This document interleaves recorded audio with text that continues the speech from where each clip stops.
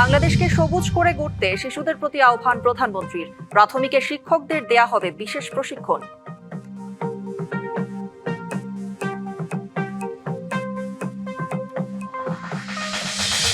নতুনভাবে দেশ গড়ার পরিকল্পনায় সরকার। রাজনৈতিক মতবিরোধের ঊর্ধ্বে ঢাকাকে গড়ে তোলার আহ্বান মির্জা ফখরুলের।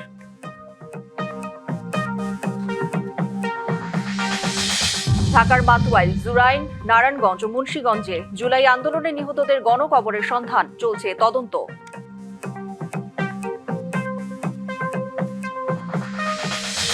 24-25 অর্থ বছরে সন্দেহজনক লেনদেন আগের বছরের দ্বিগুণ। 95% ব্যাংকিং খাতে বিএফআইইউ এর তথ্য। নির্বাচিত সরকারের 5 মাসেও পোশাক খাতে চাহিদা মতো ক্রয়াদেশ নেই। সংকট উত্তরণে সরকারের প্রত্যক্ষ নজরদারি দাবি। প্রাথমিক শিক্ষকদের বিশেষ প্রশিক্ষণের ব্যবস্থা করা হবে, যাতে শিক্ষার্থীরা আরও বেশি দক্ষ হয়। একথা জানিয়েছেন প্রধানমন্ত্রী তারেক রহমান। শিশুদের নীতি নৈতিকতা শেখাতে তিনি শিক্ষকদের সহযোগিতা চান। প্রাথমিক শিক্ষা পদক বিতরণ অনুষ্ঠানে এসব কথা বলেন প্রধানমন্ত্রী। এর আগে রাজধানী শেরে বাংলা নগরের বাংলাদেশ চীন মৈত্রী সম্মেলন কেন্দ্রে আয়োজিত অনুষ্ঠানে শিশুদের স্টল ঘুরে দেখেন প্রধানমন্ত্রী। এ সময় বাংলাদেশকে সবুজ দেশ হিসেবে গড়তে শিশুদের অংশগ্রহণের আহ্বান জানান তিনি। শিশুদের প্রতিভা ও মননশীলতার বিকাশে 3য় থেকে 5ম শ্রেণীর শিক্ষার্থীদের অংশগ্রহণে ক্রীড়া, সাংস্কৃতিক, বিষয়ভিত্তিক কুইজ, কাবিং ও বিতর্ক প্রতিযোগিতার আয়োজন করা হয়। উপজেলা পর্যায় থেকে শুরু হয়ে এসব প্রতিযোগিতা ধাপে ধাপে জাতীয় পর্যায়ে অনুষ্ঠিত হয়েছে। স্কুল পর্যায়ে 2,18,28,693 জন শিক্ষার্থী অংশ নেয়। বিভিন্ন ধাপ পেরিয়ে নির্বাচিত শ্রেষ্ঠ শিক্ষার্থীদের হাতে পদক তুলে দেন প্রধানমন্ত্রী তারেক রহমান। এছাড়া শিক্ষাক্ষেত্রে বিশেষ অবদান রাখা ব্যক্তি ও প্রতিষ্ঠানকেও সম্মাননা দেয়া হয়।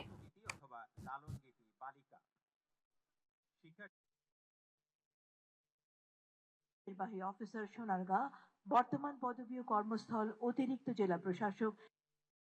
প্রাইমারি স্কুলের শিক্ষকদেরকে যদি আমরা সঠিক ট্রেনিং এর মাধ্যমে সঠিকভাবে গড়ে তুলতে পারি, তাদেরকে সঠিক ট্রেনিং দিতে পারি, তারা তাদের সেই ট্রেনিংটা, সেই শিক্ষাটা তারা শিক্ষার্থীদের কাছে পৌঁছে দিবেন, যার ফলে শিক্ষার্থীরা অর্থাৎ প্রাইমারি স্কুল থেকে একটা শক্ত বুনিয়াদ গড়ে উঠবে ভালো কিছু।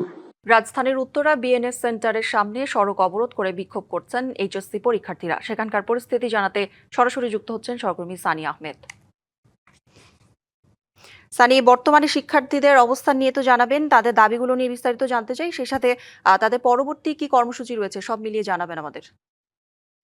শুরু করি, এখন পর্যন্ত কি কি কর্মসূচি পালন করবে এখনো তারা আমাদেরকে আনুষ্ঠানিকভাবে জানায়নি। তবে কেউ কেউ বিচ্ছিন্নভাবে বলছে যে পদত্যাগ না করা পর্যন্ত তারা এই অবস্থান কর্মসূচি করবেন। তবে এখানে স্লোগানে মুখরিত করছে। ঠিক যখন 1টা বাজে তার পরীক্ষা শেষ হওয়ার পরেই তারা এখানে সড়ক অবরোধ করে এখানে অবস্থান নেয়। এই মুহূর্তে আমি রয়েছি বিএনএস সেন্টারের উত্তরা যে এলাকাটিতে, এই ঢাকা ময়মনসিংহ রুটের মধ্যে, যেখানে এখানে শিক্ষার্থীরা বিভিন্ন স্লোগানের মধ্যে তাদের দাবি দেওয়ার কথা বলছে। তারা বলছে শিক্ষামন্ত্রীর পদত্যাগের পরেই তারা রাস্তা ছেড়ে উঠবেন। একজন শিক্ষার্থীর সাথে যদি আমরা কথা বলি, আপনি কেন এখানে দাঁড়িয়েছেন, আপনার দাবিটা কি? আমাদের যে কালকে অনেকগুলো দাবি ছিল, তার মধ্যে শুধু একটাই পূরণ হয়েছে, যে 14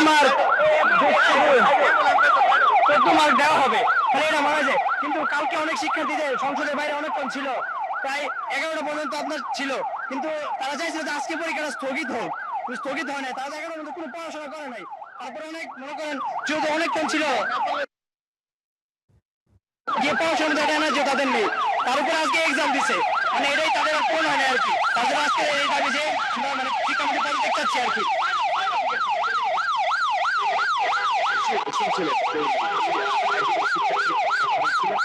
কথা বলছিলেন। আমরা আরেকজন শিক্ষার্থীর সাথে যদি কথা বলার চেষ্টা করি, আমরা জানতে চাইবো তিনি কেন এখানে অবস্থান কর্মসূচি পালন করছেন, কেন, কি বা তার দাবি।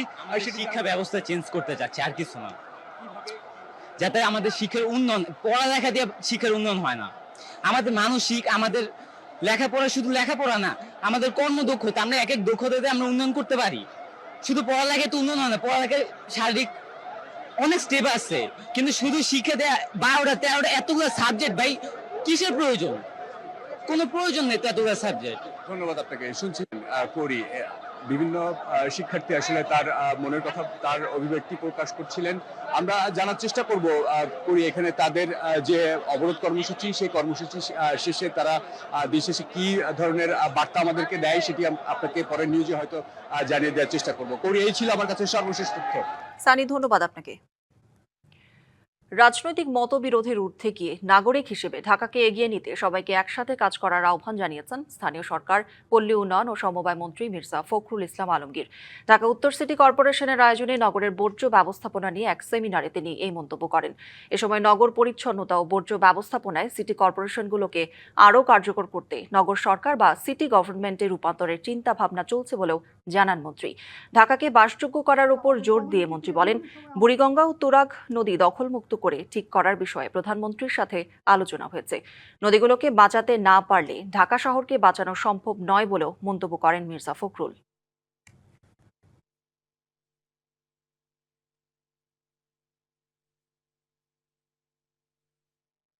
সচেতনতা, এই যে বোধ, এই বোধ থেকে কিন্তু নাগরিক যে চিন্তা ভাবনা সেটা গড়ে ওঠে। এখানে একটা জনসচেতনতা সৃষ্টি করে গোটা শহরকে সুন্দর রাখার জন্য আমাদেরকে আন্তরিক হতে হবে সকলকে, যে আমরা একটা নতুন করে একটা দেশ গড়ার স্বপ্ন দেখছি। বাড়তে পারে জুলাই গণঅভ্যুত্থানের শহীদের সংখ্যা, এ বিষয়ে চলছে তদন্ত। কথা জানিয়েছেন আন্তর্জাতিক অপরাধ ট্রাইব্যুনালের চিফ প্রসিকিউটর আমিনুল ইসলাম। রায়েরবাজার বুদ্ধিজীবী কবরস্থানে জুলাই গণঅভ্যুত্থানে নিহতদের গণকবর পরিদর্শন শেষে তিনি বলেন, ঢাকার মাতুয়াইল, জুরাইন, নারায়ণগঞ্জ ও মুন্সিগঞ্জে জুলাই আন্দোলনে নিহতদের গণকবরের সন্ধান পেয়েছে তদন্ত সংস্থা। এছাড়া জুলাই আন্দোলনে একটি হাসপাতাল থেকে কিছু মরদেহ নদীতে ভাসিয়ে দেওয়ার তথ্য পাওয়া গেছে, সে বিষয়ে তদন্ত চলছে। চিফ প্রসিকিউটর বলেন, শহীদদের সবার পরিচয় বের করে তাদের হত্যার বিচার নিশ্চিত করা হবে। যে আমরা ইতিমধ্যে 834 জনের মতো আমাদের যারা শহীদ হয়েছিল তাদেরকে আমরা শনাক্ত করতে পেরেছি, তাদের গেজেটভুক্ত হয়েছে। তার বাইরে যে 1400 জনের মধ্যে আরও যারা আছে, এবং প্রত্যেকটি গণকবরে আমাদের যে ডিএনএর মাধ্যমে আমাদের সেই শহীদদের লাশ শনাক্তকরণের জন্য আমাদের ইনভেস্টিগেশনের পক্ষ থেকে আমরা সেইভাবে কাজ করেছি। ব্যাপারটা যখন খাওয়ার, জাস্ট এনজয়। আর সয়াবিন তেলটা নিশ্চিন্তে ছেড়ে দিন আমাদের হাতে। পুষ্টি, ভালো খান, ভালো থাকুন। এখনো অস্থির পোশাক খাত, মিলছে না চাহিদা মতো ক্রয়াদেশ। নির্বাচিত সরকার ক্ষমতায় বসলে রপ্তানিতে জোয়ার আসবে এমন প্রত্যাশা ছিল উদ্যোক্তাদের, কিন্তু 5 মাস পেরিয়েও তাও এখনো অধরা। রপ্তানিকারকরা বলছেন, বাংলাদেশ নিয়ে বিদেশি ক্রেতাদের অনাস্থা এখনো কাটেনি। সংকট উত্তরণে তাই সরকারের প্রত্যক্ষ নজরদারি চান শিল্প মালিকরা। বিদায়ী অর্থবছরে নির্ধারিত লক্ষ্যের চেয়ে 579 কোটি বা প্রায় 6 বিলিয়ন মার্কিন ডলার কম রপ্তানি হয়েছে তৈরি পোশাক খাত থেকে। একসময় এই শিল্পের রপ্তানি প্রায়ই ছাড়িয়ে যেত লক্ষ্যমাত্রা, কিন্তু 24 জুলাই আন্দোলনের পর থেকে হাঁটছে উল্টো পথে। উদ্যোক্তারা বলছেন, 24 জুলাইয়ের ক্ষত গেল এপ্রিল ও জুনে খানিকটা কাটিয়ে ওঠা গেলেও বিদেশি ক্রেতাদের আগের আস্থা এখনো ফেরেনি। বায়াররা এখনো আমাদের বাংলাদেশকে পলিটিক্যালি স্টেবল মনে করছে না। যতটা আমাদের এক্সপেকটেশন ততটা অর্ডার আসছে না। আমি প্রতিদিন মেইল খুললে দেখি মিনিমাম 10টা ফ্যাক্টরি আমাকে নক করতেছে, বড় বড় রিনাউন ফ্যাক্টরিগুলিকে নক করতেছে অর্ডারের জন্য। শিল্প মালিকরা বলছেন, সরকার পরবর্তী অস্থিরতা আর তারপর জ্বালানি অনিশ্চয়তায় বিদেশি ক্রেতাদের আস্থায় চির ধরেছে। সেই সুযোগে পোশাক খাতে প্রতিযোগী দেশগুলো সুযোগ সুবিধা বাড়িয়ে দেয়ায় বাংলাদেশ বিমুখ হচ্ছেন বিদেশি ক্রেতারা। এবছরে গত বছরের তুলনায় যে ডাউনওয়ার্ডস যে টেন্ডেন্সি, এর জন্য আমাদেরকে কিন্তু সাবধানতা হয়ে যেতে হবে। এই বায়াররা যেসব জিনিসগুলোকে চ্যালেঞ্জ হিসাবে মনে করে, সেসব জায়গাগুলো যদি আমরা অ্যাড্রেস করতে পারি, তাহলে কিন্তু বায়ারদের কনফিডেন্স বাড়বে এবং বাইং আমাদের দেশের প্রতি তাদের কনফিডেন্স বাড়লেই বাইংটা বাড়বে। রপ্তানিতে এত বড় ধাক্কার জন্য কূটনৈতিক অদক্ষতাকেও দুষছেন উদ্যোক্তারা। তাদের অভিযোগ, প্রতিযোগী দেশগুলোর মতো কার্যকর বাণিজ্য চুক্তি করতে ব্যর্থ হয়েছে বাংলাদেশ। ভিয়েতনাম কিংবা ইন্ডিয়ার বেলায় অনেক স্ট্রং ডিপ্লোমেসি আছে, ফলে তারা আন্তর্জাতিক বাজার চিন্তা করে তারা এফটিএ সাইন করে। ভারতের সাথে ইউরোপিয়ান ইউনিয়নের একটা হয়েছে, এফটিএ সাইন হয়েছে। আমরা এখন পর্যন্ত প্রসেস করতে পারি নাই। উদ্যোক্তারা বলছেন, গেল অর্থবছরের ধারাবাহিক নেতিবাচক প্রবৃদ্ধির মধ্যে কেবল 3 মাসের ভালো চিত্রে আত্মতুষ্টিতে ভোগার সুযোগ নেই, বরং কিভাবে প্রধান রপ্তানি খাতের সুদিন ফেরানো যায় সেই উদ্যোগ নিতে হবে সরকারকেই। Yusuf Rana, DBC news, Dhaka. চট্টগ্রাম, পার্বত্য 3 জেলা ও কক্সবাজারে বন্যা কবলিত বেশিরভাগ এলাকা থেকে পানি নামছে। এর ফলে বেরিয়ে আসছে ক্ষতচিহ্ন। বাঁশখালী ও সাতকানিয়ার আশ্রয় কেন্দ্রগুলো থেকে বাড়িঘরে ফিরছেন বাসিন্দারা। তবে কিছু নিচু এলাকা এখনো জলাবদ্ধ। পানি নামলেও বসতঘর বসবাসের অনুপযোগী হয়ে পড়ায় দুশ্চিন্তায় অনেক দরিদ্র পরিবার। সরকারি সহায়তার দিকে তাকিয়ে তারা। সংকট রয়েছে বিশুদ্ধ পানিরও। বন্যায় 2 উপজেলার বিভিন্ন সড়কের ব্যাপক ক্ষতি হয়েছে। চলাচল পোহাতে হচ্ছে ভোগান্তি। বান্দরবানে বেশিরভাগ নিম্নাঞ্চল থেকে নেমে গেছে পানি। সাঙ্গু, মাতামুহুরী ও বাঘখালী নদীর পানি নেমে যাওয়ায় আশ্রয় কেন্দ্র থেকে ঘরবাড়িতে ফিরছেন বানভাসী মানুষ। ক্ষতিগ্রস্ত ঘরবাড়ি মেরামত নিয়ে ব্যস্ত ভুক্তভোগীরা। অনেকেই চেয়েছেন সরকারি সহায়তা। রাঙামাটিতেও বেশিরভাগ এলাকা থেকে নেমেছে বানের পানি। তবে কিছু নিচু এলাকা এখনো তলিয়ে রয়েছে। বাড়িঘর ও সড়ক ক্ষতিগ্রস্ত হওয়ায় দুর্ভোগে বাসিন্দারা। বাঘাইছড়ির সাথে খাগড়াছড়ি ও দীঘিনালার সরাসরি সড়ক যোগাযোগ এখনো বিচ্ছিন্ন। এদিকে কক্সবাজারেও নিম্নাঞ্চলের বেশিরভাগ এলাকা থেকে পানি নেমে গেছে। তবে চকরিয়া ও পেকুয়ার কিছু স্থান এখনো জলাবদ্ধ।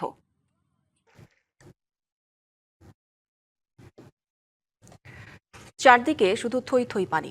ঘরের চুলায় বহুদিন আগেই নিভে গেছে আগুন। হাঁড়িতে চাল নেই, রান্না করার মতো কোনো খাবারও নেই। ডুবে থাকা ঘরে একা দিন কাটাচ্ছেন মৌলভীবাজারের জুড়ি উপজেলার হাকালুকি হাওরপাড়ের বাসিন্দা বৃদ্ধা রুফিয়া বেগম। টানা 15 দিন ধরে পানিবন্দী থাকলেও মেলেনি কোনো সরকারি সহায়তা। চরম অভাব অনটনের মধ্যেও অনাহারে রোজা রেখে দিন পার করছেন তিনি।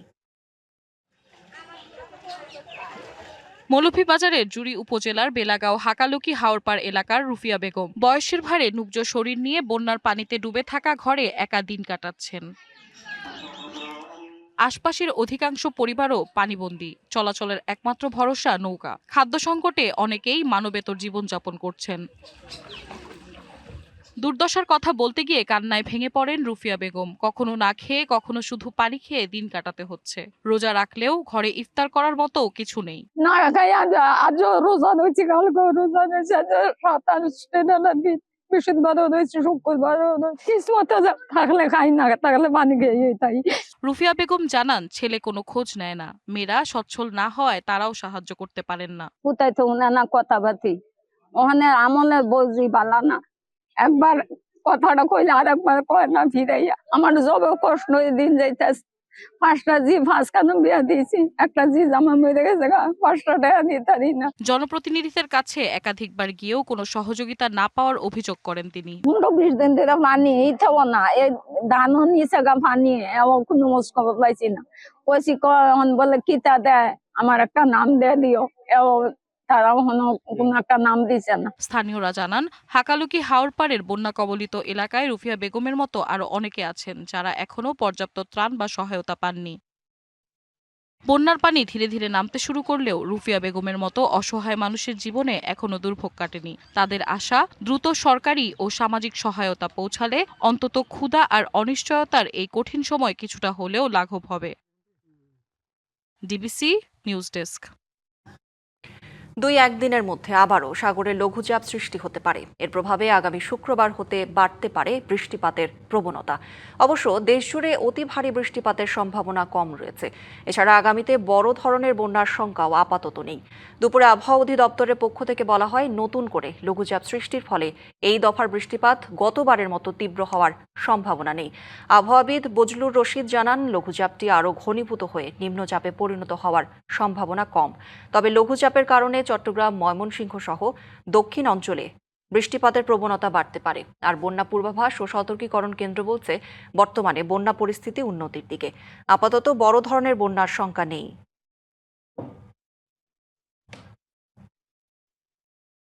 সাগরে আপনার 3 নম্বর স্থানীয় সতর্ক সঙ্গে দেখে যেতে বলা হয়েছে। তবে এই লঘুচাপটা ওই রকম আগের মতো নিম্নচাপ হওয়ার সম্ভাবনা কম। যে লঘুচাপটা আছে এটা গ্র্যাজুয়ালি আপনার ওয়েস্টের দিকে যাচ্ছে। তবে এর প্রভাব কিছুটা থাকবে। বেসিক্যালি হচ্ছে এর প্রভাবে আবার বৃষ্টি বাড়তে পারে। বিশেষ করে চট্টগ্রামে যে বৃষ্টিটা বেশি হবে, আর ওইদিকে আপনার রংপুর, ময়মনসিংহ সেই সব জায়গায় যেহেতু একটু বৃষ্টির সম্ভাবনা আছে, বৃষ্টির সাথে সাথে পানি বৃদ্ধির সম্ভাবনা কিছুটা থেকে যায়। তবে ওই রকম বড় ধরনের কিছু হবে আমরা মনে করি না। প্রেমের প্রস্তাবে রাজি না হওয়ায় ১৭ বছর আগে পিরোজপুরে কলেজ ছাত্রী ঝর্ণা রানীকে হত্যা মামলার আসামি লিটন মণ্ডলের ফাঁসির রায় বাতিল করে খালাস দিয়েছে হাইকোর্ট। সন্দেহাতীতভাবে প্রমাণিত না হওয়ায় আসামিকে খালাস দেয় আদালত। বিচারপতি ভীষ্মদেব চক্রবর্তী ও বিচারপতি KM রাশেদুজ্জামানের নেতৃত্বাধীন নারী ও শিশু নির্যাতন মামলার জন্য গঠিত হাইকোর্টের বিশেষ বেঞ্চ এই রায় দেয়। এর আগে 2019 সালের 27 জুন লিটন মণ্ডলের ফাঁসির আদেশ দেয় জেলা নারী ও শিশু নির্যাতন দমন ট্রাইব্যুনাল। 2009 সালের 14 মে ঝর্ণাকে অপহরণের অভিযোগ ওঠে লিটনের বিরুদ্ধে। পরে বরিশালের বানারীপাড়া থানা পুলিশ নদী থেকে অজ্ঞাত হিসেবে ঝর্ণার মরদেহ উদ্ধার করে ময়না তদন্ত শেষে দাফন করে। ঝর্ণার পরিবার পত্রিকার মাধ্যমে বিষয়টি জেনে তাকে শনাক্ত করে। এই ঘটনায় ওই বছরের 24 মে লিটন সহ 4-5 জনকে অজ্ঞাত আসামি করে নেসারাবাদ থানায় মামলা করেন নিহতের বাবা। সুন্দরবনে 3 মাসের জন্য মাছ ধরায় নিষেধাজ্ঞা দিয়েছে বন বিভাগ। বনের জীববৈচিত্র্য সংরক্ষণে এই উদ্যোগ নেওয়া হলেও বিপাকে পড়েছেন বনজীবীরা। বনের উপর নির্ভরশীল মোংলার প্রায় 10,000 পরিবার কর্মহীন হয়ে কাটাচ্ছে মানবেতর জীবন। সরকারি প্রণোদনা না পাওয়ার অভিযোগ তাদের। নৌকা আছে, জালও আছে, কিন্তু নেই বনে প্রবেশের অনুমতি। তাই সুন্দরবনের উপর নির্ভরশীল মংলার হাজারো বনজীবীর সময় কাটছে অলসভাবে। 1 জুন থেকে শুরু হওয়া এই নিষেধাজ্ঞা চলবে 3 মাস। 2020 সন থেকে কিন্তু সরকার কনসিডার করেছে বিভিন্ন সায়েন্টিফিক কমিটি, গবেষক তাদের মতামতের প্রেক্ষিতে যে সুন্দরবনে যদি জুন, জুলাই, আগস্ট মাস যদি মাছ ধরা, কাঁকড়া ধরা এগুলো বন্ধ রাখা হয় তাহলে কিন্তু মাছ ডিম দিতে পারবে এবং সুন্দরবনে মাছের প্রাচুর্য বাড়বে। শুধু বাংলাদেশে না, বহির্বিশ্বেরও কিন্তু সব দেশেই একটা সময় কিন্তু বন্ধ রাখা হয়। বনের জীববৈচিত্র্য রক্ষায় এই নিষেধাজ্ঞা আশীর্বাদ হলেও বনজীবীদের জন্য আসে অভিশাপ হয়েই। বনে প্রবেশ করতে না পারায় মোংলা এলাকার প্রায় 10,000 বনজীবী এ সময়ে হয়ে পড়েন বেকার। বিকল্প কাজ না থাকায় পরিবার নিয়ে জীবন কাটে খেয়ে না খেয়ে। যদিও এই সময়ে সরকারিভাবে খাদ্য সহায়তা দেওয়ার কথা, তবে মাস পেরুলেও তা না পাওয়ার অভিযোগ অনেকের। বন্ধর পরে কোনো চাল ডাল, কোনো সরকারি কোনো অনুদান পাইনি আমরা। সরকারের কাছে আমাদের দাবি থাকে, এই বন্ধর সময় আমরা এইটুখানি দাবি রাখি যে আমাদের জন্য কিছু সাহায্য সম্মতি করে। বয়স 65 বছর, মানে 65 পার হয়ে 66-তে পড়েছি। এত বছর আমি এই নদীর পরে নির্ভর। 3 মাসে দিন মজুরি এটা সেটা করতে হয়। বনজীবীদের সরকারিভাবে সহায়তার জন্য ঊর্ধ্বতন কর্তৃপক্ষের কাছে তথ্য দেয়া হয়েছে। দ্রুত তাদের সহায়তা করা হবে বলছে মৎস্য বিভাগ। নিবন্ধিত এবং অনিবন্ধিত সবকিছু মিলে প্রায় 10,000 মতো জেলে আছে যারা আমাদের সুন্দরবন সংলগ্ন নদী এবং সামুদ্রিক এরিয়াতে মৎস্য আহরণের সাথে জড়িত আছে। ক্রাইটেরিয়ার বেসিসে আমরা মূলত তালিকা প্রণয়ন করে আমরা চাউল দেওয়ার ব্যবস্থা করব। সুন্দরবনের জীববৈচিত্র্য রক্ষায় এই নিষেধাজ্ঞা গুরুত্বপূর্ণ হলেও বিপাকে পড়েন বনজীবীরা। তাই নিষেধাজ্ঞার সময়ে সরকারি সহায়তা ও বিকল্প কর্মসংস্থান নিশ্চিতের তাগিদ স্থানীয়দের। DBC news desk. হরমুজ প্রণালীতে জাহাজ চলাচলে 20% ট্রানজিট ফি আরোপের হুমকি থেকে পিছু হটলেন মার্কিন প্রেসিডেন্ট ডোনাল্ড ট্রাম্প। এর বদলে আরব দেশগুলোর সাথে বড় বিনিয়োগ চুক্তি করবেন তিনি। তবে বহাল থাকছে হরমুজ প্রণালীতে নৌ অবরোধ। স্পষ্ট কথা, ইরানের কোনো জাহাজ সেখানে চলতে দেওয়া হবে না। বিশ্ব রাজনীতি সহ তেল বাণিজ্যের গুরুত্বপূর্ণ কেন্দ্র এখন হরমুজ প্রণালী। ইরান যুদ্ধ শুরুর পর থেকেই অন্যতম প্রধান সামুদ্রিক জলপথটি নির্ধারণ করেছে বিশ্ব অর্থনীতির গতিপথ। এর নিয়ন্ত্রণ নিতে তাই চেষ্টার কমতি ছিল না যুক্তরাষ্ট্রের, যদিও ভৌগোলিকভাবে পেন্টাগনের জন্য তা প্রায় অসম্ভব। বদলে সামরিক শক্তির জোরে প্রণালীতে যাদের জাহাজ চলে সেই দেশগুলোর উপর পরোক্ষ চাপ তৈরি করতে চান ট্রাম্প। হরমুজে সম্ভাব্য ইরানি হামলা থেকে নিরাপত্তার নামে ট্রানজিট ফি আদায়ের কথা বললেও একদিন পরেই সুর পাল্টালেন মার্কিন প্রেসিডেন্ট। বদলে উপসাগরীয় মিত্রদের কাছ থেকে বিপুল বিনিয়োগ নেবে আমেরিকা। তবে প্রণালীতে ইরানের কোনো জাহাজ চলতে দেওয়া হবে না বলে দিয়েছে কড়া হুঁশিয়ারি। এরই মধ্যে ইরানের টানা 3 রাত হামলা চালিয়েছে যুক্তরাষ্ট্র। ইতিহাসে প্রথমবারের মতো আত্মঘাতী ড্রোন ছড়েছে মার্কিন বাহিনী। টার্গেট ছিল ইরানের বন্দর আব্বাস নৌঘাঁটি। তবে কড়া জবাব দিচ্ছে তেহরানও। ইরান শুরু করেছে অপারেশন নাসর 2। বাহরাইনে মার্কিন সেনানিবাসে ক্ষেপণাস্ত্র ফেলেছে তারা। জর্ডানের আজরাক ঘাঁটিতে ড্রোন হামলা হয়েছে। এছাড়া কুয়েত ও ওমানে মার্কিন রাডার ধ্বংসের দাবি করেছে ইরান। সবচেয়ে বড় শঙ্কার জায়গা হরমুজ প্রণালী। সেখানে দুটি সুপার ট্যাঙ্কার বিকল করেছে ইরান। তেহরানের দাবি জাহাজগুলো অবৈধ পথে চলছিল। হরমুজ প্রণালী এখন পুরোপুরি বন্ধ। এর ফলে বিশ্ববাজারে তেলের দাম আকাশ ছুঁতে পারে। নতুন এই সংঘাত পরিস্থিতিকে আরো ভয়াবহ করে তুলছে। চরম হুমকির মুখে বিশ্ব অর্থনীতি। বলা হচ্ছে আধুনিক ইতিহাসে সবচেয়ে বড় জ্বালানি যুদ্ধের দিকে এগুচ্ছে বিশ্ব। খান মোহাম্মদ মুকুল, ডিবিসি নিউজ ডেস্ক। ইরানের কট্টরপন্থী সাবেক প্রেসিডেন্ট মাহমুদ আহমাদিনেজাদকে দলে ফিরিয়েছিল ইসরায়েলের গোয়েন্দা সংস্থা মোসাদ। মার্কিন দৈনিক নিউ ইয়র্ক টাইমস ও ইসরায়েলি পত্রিকা হারেজের এক চাঞ্চল্যকর প্রতিবেদনে এমন দাবি করা হয়েছে। একটি গোপন মিশনে আয়াতুল্লাহ আলী খামেনি পরবর্তী ইরানে আহমাদিনেজাদকে ক্ষমতায় বসানোর ছক কষেছিল ইসরায়েল। তবে এই দাবি সম্পূর্ণ প্রত্যাখ্যান অস্বীকার করেছেন সাবেক এই ইরানি প্রেসিডেন্ট। যিনি একসময় হলোকাস্টকে মিথ আখ্যা দিয়ে ইসরায়েলকে মানচিত্র থেকে মুছে ফেলার ডাক দিতেন, সেই মাহমুদ আহমেদিনেজাদকেই ইরানের ভবিষ্যৎ সর্বোচ্চ নেতা হিসেবে চেয়েছিল মোসাদ। এমন চাঞ্চল্যকর তথ্যই উঠে এসেছে নিউ ইয়র্ক টাইমস ও ইসরায়েলের হারেজের এক প্রতিবেদনে।